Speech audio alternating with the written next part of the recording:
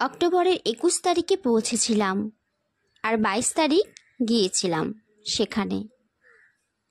আমি কি বলছি তোমরা কিছুই বুঝতে পারছো না তো, আমি জানি। তাহলে একটু পেছনের পুরনো কথা বলি।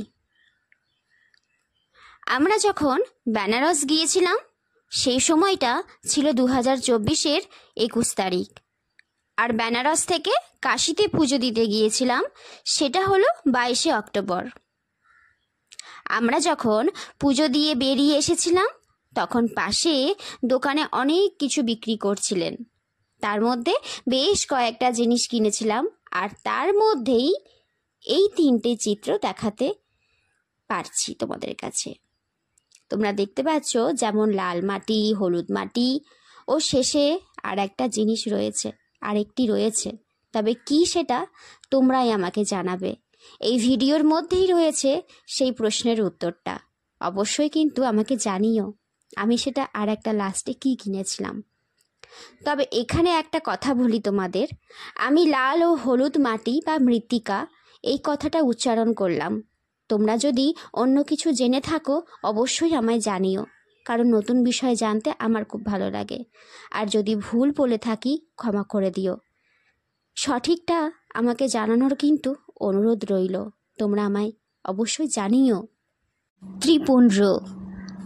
ত্রিপুণ্ড কথাটি অর্থ হলো 3টি চিহ্ন। ত্রিপুণ্ড হলো আমাদের হিন্দুদের তিলক। ভস্মজবল উপনিষদ, বৃহজ্জল উপনিষদ এবং কালাগ্নি রুদ্র উপনিষদে আলোচনা করা হয়েছে এই ত্রিপুণ্ড।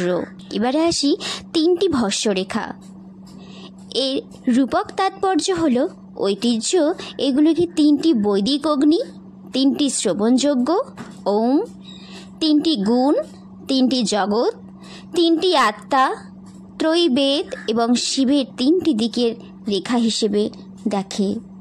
জানো তো, এই ত্রিপুণ্ড বা 3টি চিহ্নের মধ্যে আমি চেয়েছিলাম ছোট্ট একটি ওম করতে। প্রথমে যেটা হলো সেটা একদম অস্পষ্ট, আর তারপরে যেটা করেছিলাম সেটা এতটাই খারাপ হয়ে গেছিল, চারিদিকে ছড়িয়ে পড়েছিল।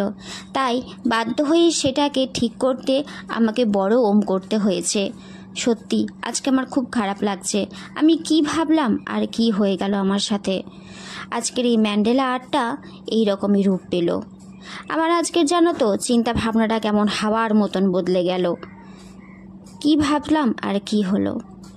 আচ্ছা, তোমাদের কি ভালো লাগলো?